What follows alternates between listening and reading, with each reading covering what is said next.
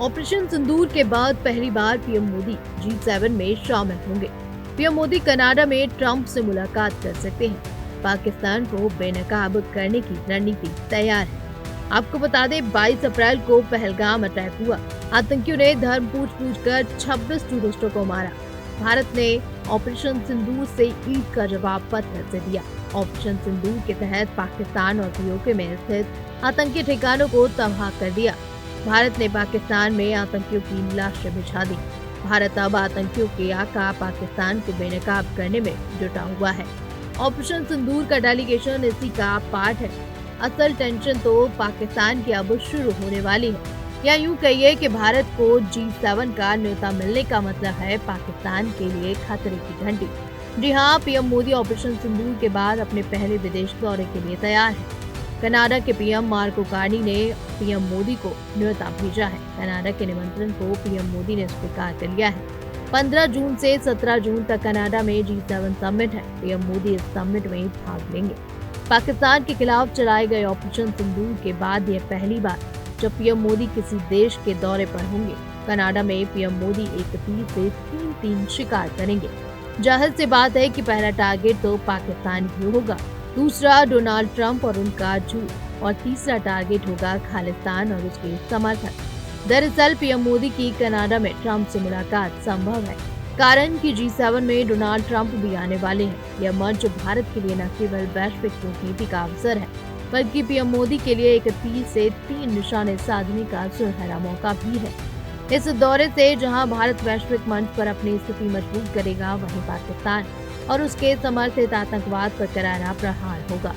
साथ ही कनाडा में खालिस्तानी गतिविधियों और अमेरिका की मध्यस्थता के दावों को भी बेनकाब करने की रणनीति है। चलिए जानते हैं कि आखिर रणनीति क्या है।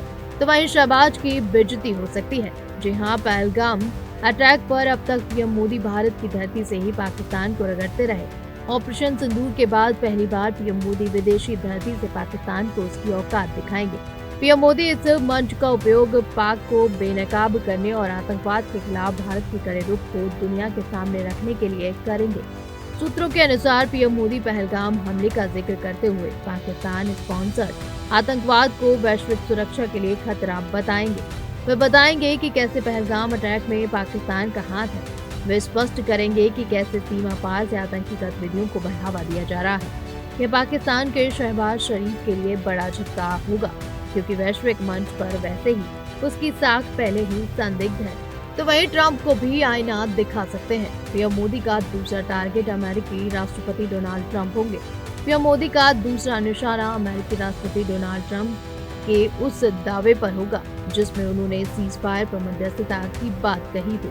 पीएम मोदी इस मंच पर साफ कर देंगे कि पाकिस्तान ने ही सीज फायर की गुहार लगाई थी, तभी भारत सीज फायर करने को तैयार हुआ। इसमें अमेरिका या ट्रंप का कोई रोल नहीं है। यह ट्रंप के लिए कूटनीतिक संदेश होगा कि भारत अपने किसी भी मामले में तीसरे का हस्तक्षेप बर्दाश्त नहीं करेगा।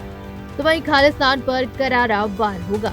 पीएम मोदी का अगला टारगेट होगा खालिस्तान। जी हाँ, कनाडा में बढ़ती खालिस्तानी गतिविधियों पर भी पीएम मोदी कड़ा संदेश देंगे। पीएम मोदी की पहली कोशिश तो कनाडा संग रिश्ते ठीक करने की होगी, जो कि जस्टिन ट्रूडो के समय से ही रसातत में है, और साथ ही वह कनाडा की धरती से खालिस्तानियों को भी कड़ा संदेश देंगे। वह मार्को कार्नी को साफ साफ बता देंगे कि कनाडा का खालिस्तानियों को शह देना भारत स्वीकार नहीं करेंगे। भारत स्पष्ट करेगा कि आतंकवाद और अलगाववाद को किसी भी रूप में बर्दाश्त नहीं किया जाएगा। अब देखने वाली बात होगी कि अब क्या निकलकर सामने आता है। ये तो G7 समिट के बाद भी पता चलेगा। Bureau report, TNT news.